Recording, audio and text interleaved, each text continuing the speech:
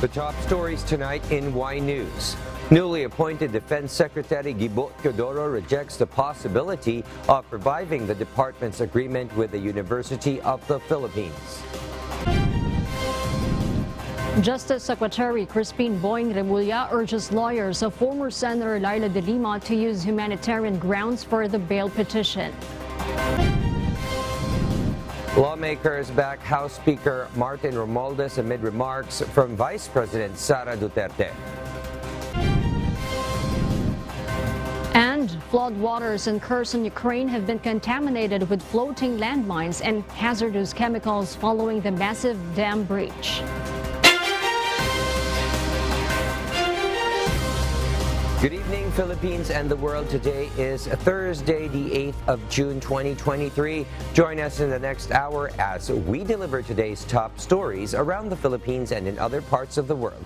I am William Theo. We are also seen in 1,935 satellite monitoring centers nationwide and via live streaming worldwide through the UNTV News and Rescue social media channels. I am Hardin Delgado. First in the news.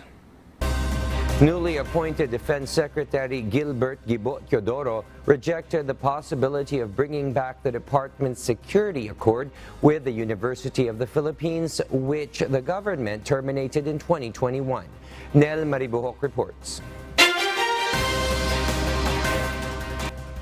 Department of National Defense Secretary Gilberto Teodoro Jr. said he would not support calls to bring back the accord between the University of the Philippines or UP and the DND. The 1989 UP-DND Accord was unilaterally terminated by the agency in 2021. It requires prior notification before police and military personnel can enter and conduct operations in the state universities' campuses. I'm not anymore. That has been a policy already done by my predecessor, and I don't want to reverse the policy. But that does not mean to say that I'm not mindful of the autonomy of the University of the Philippines. He recalled that when he was DND secretary, he did not also favor putting a lot of zones of peace entered into by the local government of Tarlac, his hometown. Meanwhile, the defense chief, who is an alumnus of UP, urged all law enforcement officers to be mindful of the balance of freedom of expression. I admonish also, and I encourage all law enforcement officers to be really mindful of the balance between freedom of expression and protecting the peace, no? The defense chief also said that he does not support any move to institutionalize the UP-DND agreement. However, the DND secretary stated that if legislators formalize the agreement and the president signs it into law, they will abide by it. Nel Maribuhok, UNTV News and Rescue. We serve the people, we give glory to God. President Ferdinand Marcos Jr. denied that the Philippines is shifting its foreign policy away from China. According to the president, the two countries have continued to foster the relationship that have been developing since 1974. This is something that, again, it is like everybody else with our neighbors, our partners, it's the same. It is evolving simply because the world around us is changing. But it hasn't changed in any fundamental sense. Some people have said that the Philippines has shifted its policy away from the People's Republic and to other powers. That is certainly not true. We have not shifted away from China in any way whatsoever. The chief executive said even though the two countries have differences, it is not something that defines its relationship. President Marcos attended the award for promoting Philippines-China Understanding ceremony in Manila.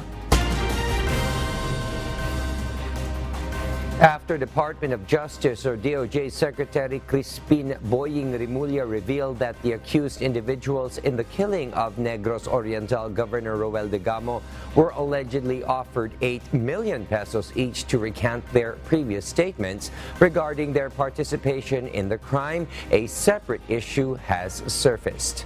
It is alleged that DOJ officials bribed Marvin Miranda, one of the masterminds behind the crime. Suspended Negros Oriental 3rd District Representative Arnolfo Teves Jr. stated that this allegation is highly plausible since all the other accused individuals have already retracted their sworn affidavits. Teves and his camp are urging the Justice Department to investigate this allegation. Hindi malayong gagawin nila yon. Dahil siyempre, wala na silang natira. Di ba? Si Miranda pa lang yung walang susubukan nila bibilin yung tao. The camp of former Senator Laila de Lima said she will not use humanitarian reason or mercy as ground for her petition for bail. Dante Almento tells us why. Department of Justice or DOJ Secretary Crispin Boying Rimulya revealed that the lawyers of former Senator Laila de Lima should have used humanitarian grounds for de Lima's bail petition. The DOJ will not allegedly object because the former legislator has been in detention for several years. Sinabi ko na dati yan, we would not have objected. If there is a petition for bail based on humanitarian grounds because after all 6 years na siya, 6 na taon na siya naghihintay. But de Lima's lead legal counsel, Attorney Bonnie Tacardon, responded her client will not resort to humanitarian grounds because she believes that she is innocent. Matagal na itong sinabi rin ni Secretary Remulla and even before, sinagot na rin siya rito ni Senator Laila.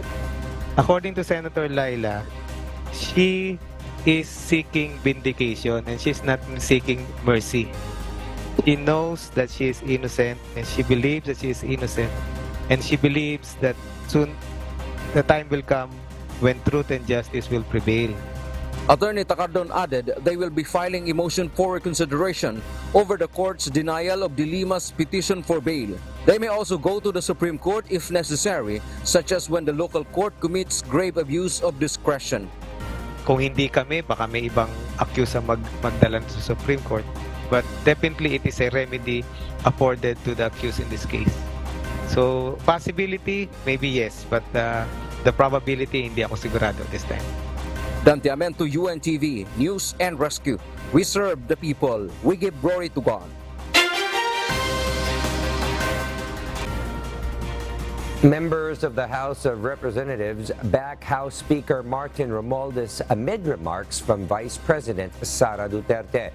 Meanwhile, a political analyst said that President Ferdinand Marcos Jr. should now mediate the alleged issue between VP Duterte and House Speaker Martin Romualdez. Janice Inhente will tell us why. Several members of the House of Representatives showed their support to House Speaker Martin Romualdez following Vice President Sara Duterte's deliberation refusal to mention President Ferdinand Marcos Jr.'s middle name, Romualdez, during an event on Monday, June 5. I would like to acknowledge the all-out support of President Ferdinand Marcos Jr. to the office of the Vice President.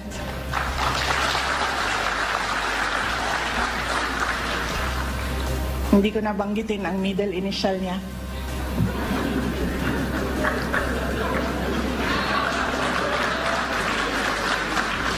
No, alam mo, Apo, alam mo yan na mahal kita. VP Duterte did not explain what she means by not mentioning the middle initial of PBBM. Cavite 4th District Representative Elpidio Valzaga Jr. in response to Duterte said that House Speaker Romualdez had taken the high road amid her political rift.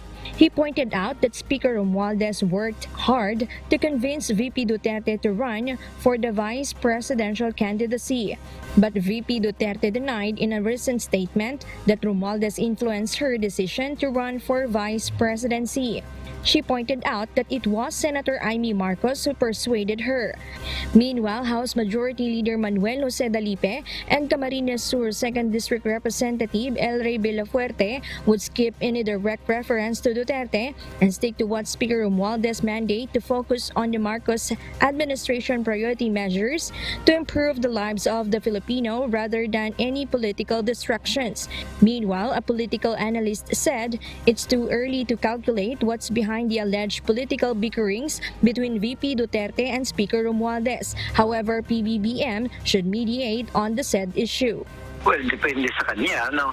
Kasi kung sabi ng iba mukhang sa kanya nanggagaling mismo yung inisyatiba na yan, na paghihiwalayan, may problema. Pero kung referee ang papel niya, ay dapat kumalaw na siya. Pinakamalaga, bantayan yung mabuti kung ano yung aktual na mangyayari. Hindi yung sinasabi, yung aktual na mangyayari. Kasi doon lang makikita yung mga tendency. As of now, President Marcos did not release any statement or reaction regarding the issue. Janice Enhente, UNTV, News and Rescue. We serve the people, we give glory to God.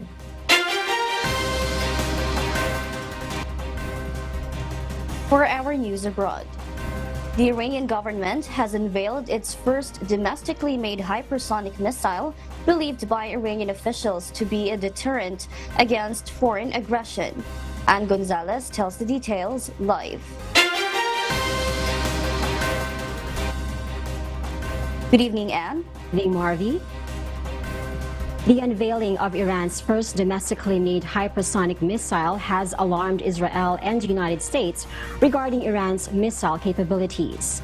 During the unveiling ceremony, Iranian President Ibrahim Raisi claimed that the hypersonic missile, named Fatah or Conqueror, can bypass the United States' most advanced ballistic missile defense system and Israel's Iron Dome. The missile, with a claimed range of 870 miles and the ability to strike Israel within 400 seconds, is believed to serve as a deterrent against foreign aggression. President Raisi stated that it is a point of security and stable peace for the region. Israel's economy minister, however, opposed Raisi's statement and expressed deep concern for the Iranians. According to Iranian state TV, the Fatah missile represents a significant generational leap in missile technology, as it can penetrate missile defense systems due to its high maneuverability and speed. Experts, however, point out that speed and maneuverability do not guarantee a successful strike. In May of last year, Ukraine's Air Force claimed to have shot down a Russian hypersonic missile. Back to you, Marvi. Thank you, Ann Gonzalez, for that live report. Prince Harry took the stand in London's High Court against Mirror Group Newspapers, or MGN, for a phone hacking lawsuit, while hearings began in Washington over his drug use and U.S. visa records.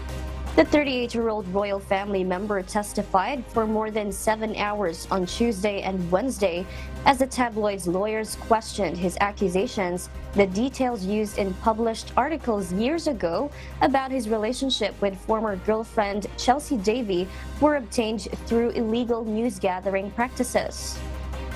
MGN's lawyer Andrew Green denied the prince's allegations, emphasizing that the claims lacked solid evidence and were also filed too late. The prince said in 55 pages of written testimony that the decade-long stalking by paparazzi had a devastating impact on his and his wife Meghan's mental health and well-being. Meanwhile, the Conservative Heritage Foundation has appealed to U.S. District Judge Carl Nichols to compel the U.S. government to release immigration records to show whether drug use was disclosed in Prince Harry's visa applications and if there was special treatment provided. This after the prince revealed past drug use in his memoir titled Spare, specifically the consumption of cocaine, cannabis, and psychedelic mushrooms. The Department of Homeland Security was given until June 13 to decide whether it will still make the documents public after its Customs and Border Patrol refused the initial request, citing privacy concerns. Warnings have been issued regarding landmines and hazardous chemicals floating in the flooded waters that have affected over 30 towns and villages in the Kherson area following the massive dam breach. Shalian will give us the details live.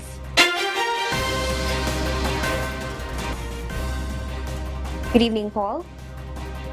Good evening, Marby. In the early morning of Tuesday, the Kakhovka Dam was blown up, causing water to flood the Kherson region at a fast and alarming rate, submerging over 2,000 homes. The floodwaters have also dislodged landmines. Currently, there have been reports of 3 deaths due to the flooding, with concerns increasing. Evacuations were initiated in the region as the flood continued to move towards the Dnipro River. Eric Tollefson, the head of the Weapon Contamination Unit at the International Committee of the Red Cross, issued warnings regarding the dislodged landmines, stating that they are unsure of their specific location. Natalia Humenyuk, a military spokesperson for Ukraine's Southern Command, stated that there is a great deal of danger as the landmines have become floating mines that can be triggered to explode. Meanwhile, the responsible party for the breaching of the Kakhovka Dam remains uncertain, with both Ukraine and Russia blaming each other. Back to you, Marvy. Thank you, Paul Gatchalian, reporting live from New Zealand. We'll share more global stories with you later, but for now, back to you, Harleen. Thank you, Marvy. For those watching our live streaming on YouTube, please click the subscribe button you see on your screen and ring the bell for notification. You may also follow us on Facebook. President Ferdinand Marcos Jr. assured that the government are closely monitoring the increased volcanic activities in Taal and Mayon. This after FIVOLCS put Mayon volcano on alert level 3 on Thursday due to potential explosive activity happening within days or weeks. The president said the government is evacuating people away from Mayon, adding that they are preparing aid to help affected residents. We watch it very, very closely, make sure that any of the communities that could be affected are evacuated and are given assistance while they are evacuated until the time that they can return to their homes. Meanwhile, the rehabilitation of Ninoy Aquino International Airport, or NAIA, will be needing 141 billion pesos, which will be funded through the public-private partnership. JP Nunez will tell us why. According to an official from the Department of Transportation, or DOTR, there are functions in Ninoy Aquino International Airport, or NAIA, which are still done manually. DOTR Undersecretary for Aviation and Airports Roberto Lim said most of the development needs in NAIA will be digitalization. Among them will be the automated check-in and boarding gate of the airport, setting up digital biometrics, connectivity, and electronic signages inside the terminal. Also, the digital information system, which will help to inform passengers if their flight scheduled has been delayed or cancelled. NAIA rehabilitation will also need building more taxiways and parking space. The towers which give signal to the airplanes should also be added. Yusek Lim said the total rehabilitation and expansion of the NAIA will cost 141 billion pesos. This will be funded by the private sector through public-private partnership, which is set to be finished by the first quarter of 2024. Kailangan natin mag-expand. And that is one of the objectives of using the PPP solicited mode of privatizing NAIA. We have to remember that NAIA is the main gateway of the Philippines. And we really need to catch up with improving it, modernizing it, using innovation and technology as the new features of our airport complex. An unsolicited proposal has already been proceeded to the National Economic and Development Authority, or NEDA, for review. DOTR said there was a group of companies already showing interest on the privatization of NAIA. The agency clarified that NAIA will not be sold to the private sector. Instead, only the management and marketing will be under the concession agreement. Pag sinabi natin privatize, hindi natin binebenta ang NAIA, no? Opo. Magbibigay lang tayo ng prangkisa Okay. doon sa nanalo with the right to operate, the right to rehabilitate. Parang Clark, parang Mactan. JP Nunez, UNTV, News and Rescue. We serve the people, we give glory to God. The Department of Transportation says it is now finalizing the purchase of 500,000 ID cards amid the ballooning number of backlogs of driver's license in the country. This report will tell us why. Several senators grilled officials of the Department of Transportation and the Land Transportation Office, or LTO. This as the Senate Blue Ribbon Committee launched its inquiry today on the alleged corruption between the LTO and the Information Technology, or IT service provider, Dermalog. Transportation Secretary Jaime Bautista reveals before the committee that the backlog in driver's license cards now stands at 690,000. Senate Blue Ribbon Committee Chairperson Senator Francis Tolentino notes that the number almost tripled in just 1 month, with 234,000 backlogs recorded last May. Bautista says that the early procurement could have been done in August 2022, but the LTO failed to do so. Then LTO Chief Teofilo Guantes III explains they convened a technical working group at the time and turned over the recommendations for the procurement of ID cards to his successor, Attorney J.R. Tugade, who took over in November 2022. Tugade resigned in May 2023 amid the ID card shortage issue, citing differences with Bautista. August 2022 pa lang pala, alam na ninyo na may kinakailangan tayong gawing order para hindi tayo magkulang ng lisensya. So bakit hindi ninyo ginawa yon?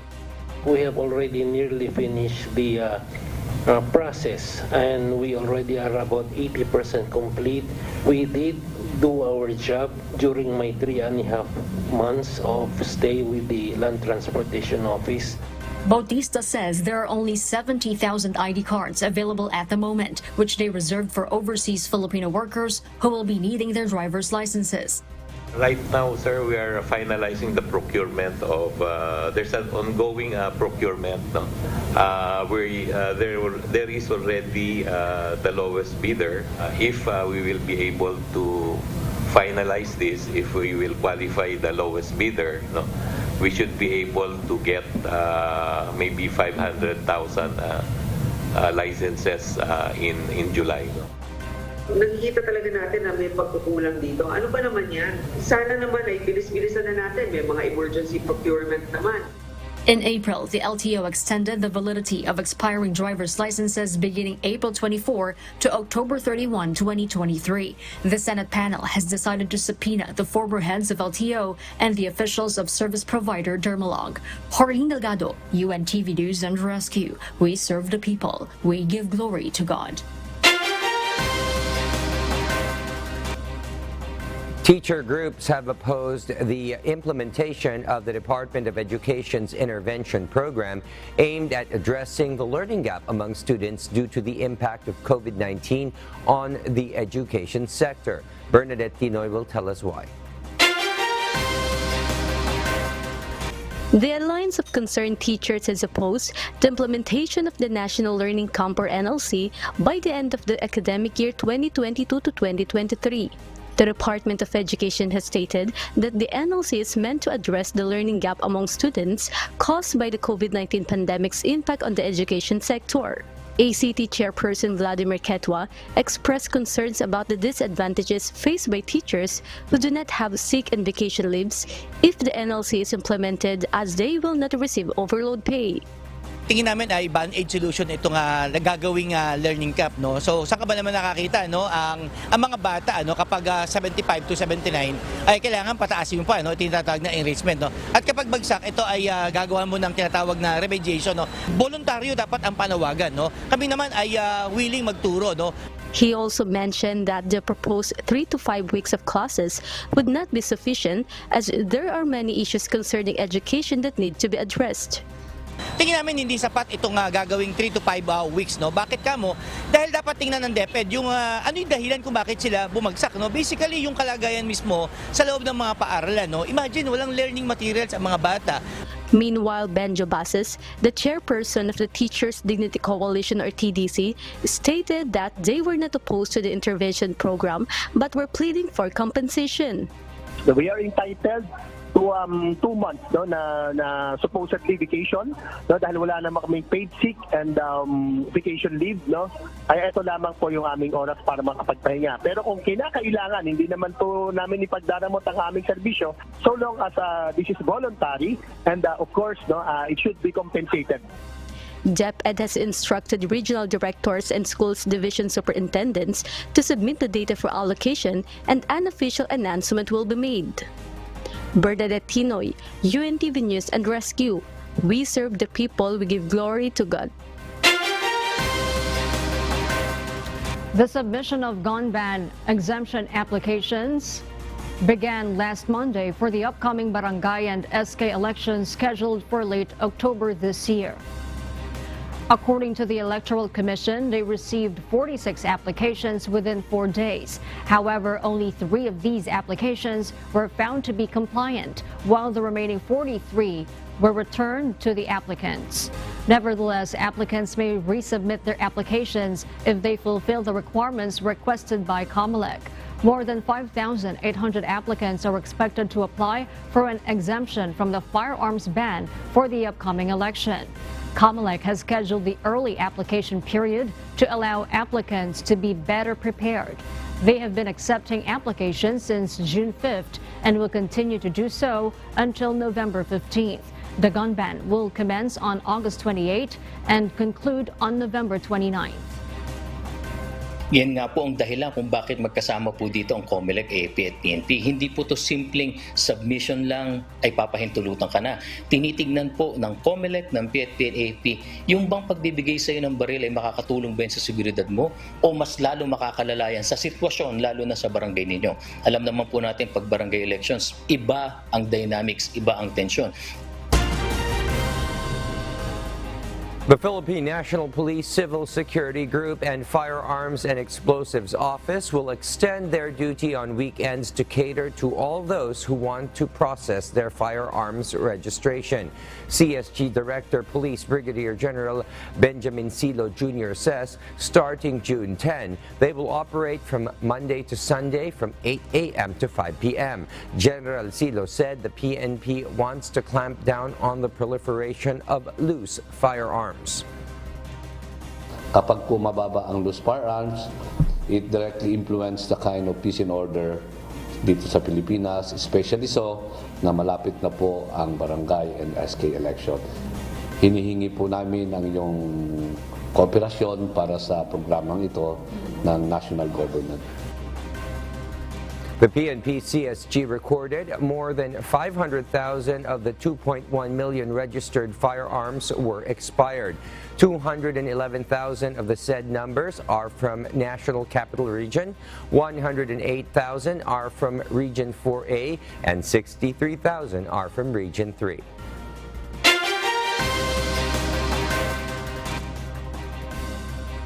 Japan has announced its decision to join the United States and Australia in funding an undersea cable project in the Micronesia Islands. Nerissa Dando will give us the details live.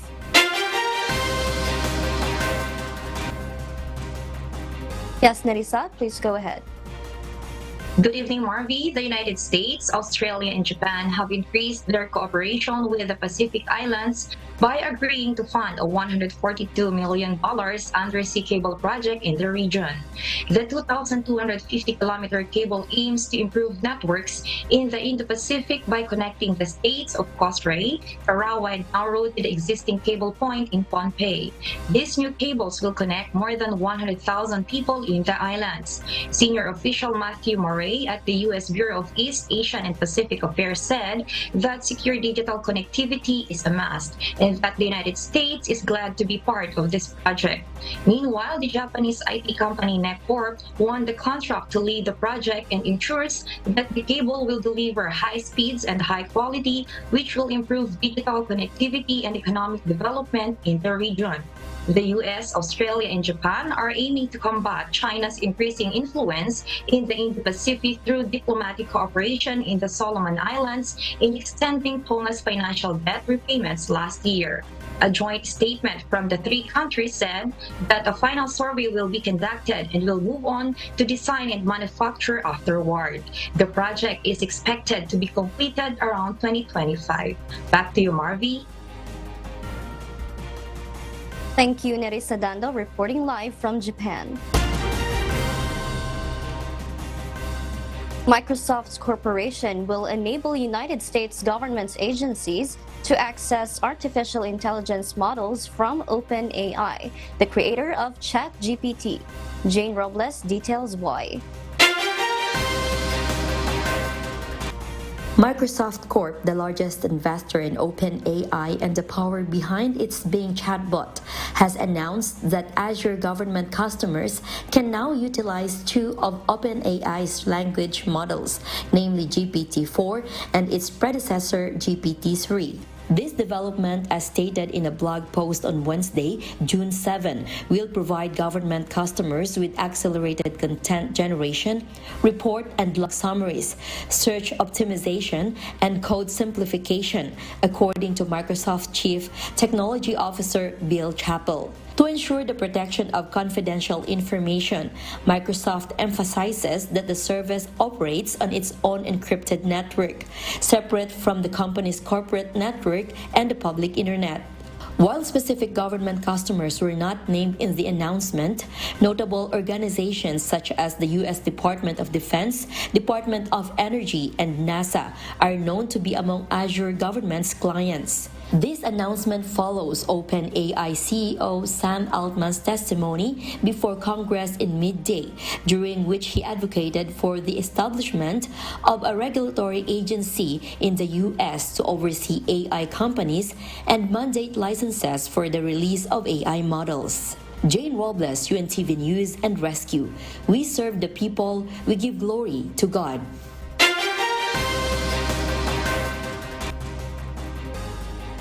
And those are the reasons behind the news in other parts of the globe. I am Marvy Delfin, live from Australia. Good evening. Tropical cyclone Chideng rapidly gains strength and is now a typhoon. As of 5 p.m., it was located at 935 kilometers east of central Luzon.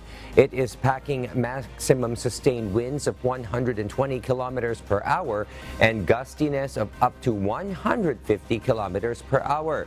Chideng is moving north-northwestward direction at 15 kilometers per hour. Based on the forecast from the State Weather Bureau Pag-asa, Chideng is less likely to make landfall in any part of the country.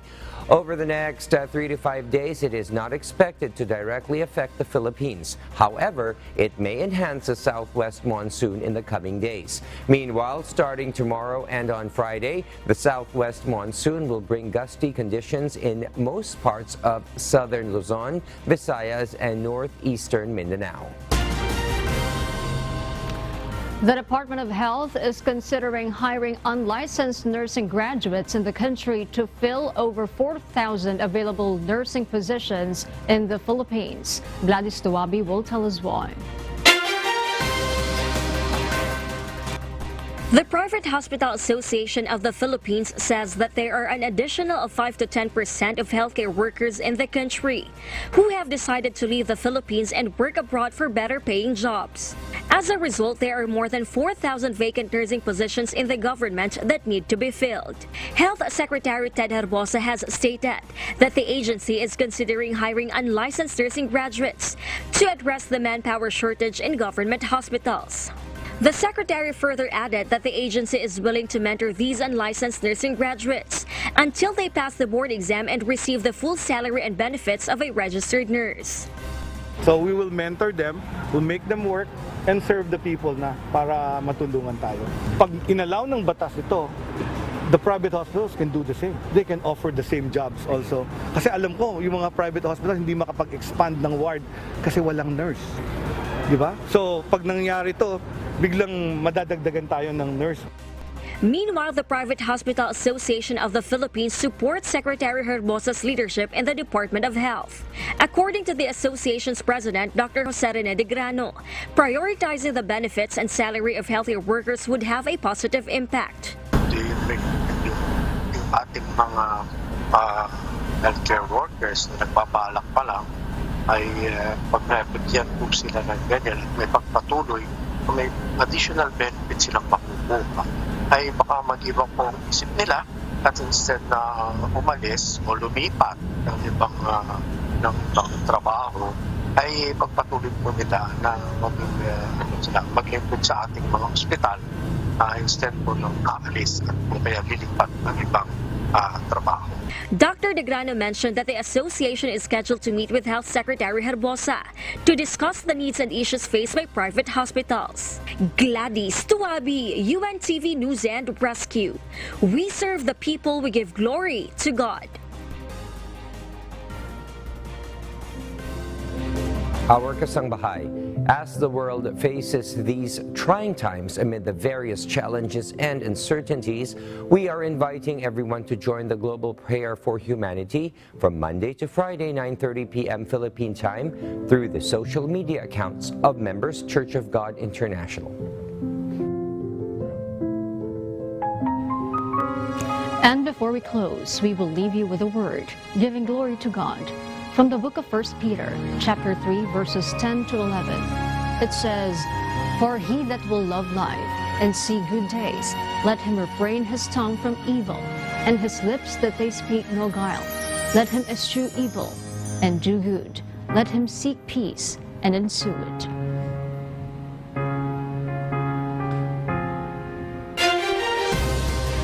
Those are the reasons behind the news, June 8, 2023. Reasons we deliver to you as they unfold. I am Harding Delgado. And because we need to know, we will always ask why. I am William Theo. We serve the people. We give glory to God.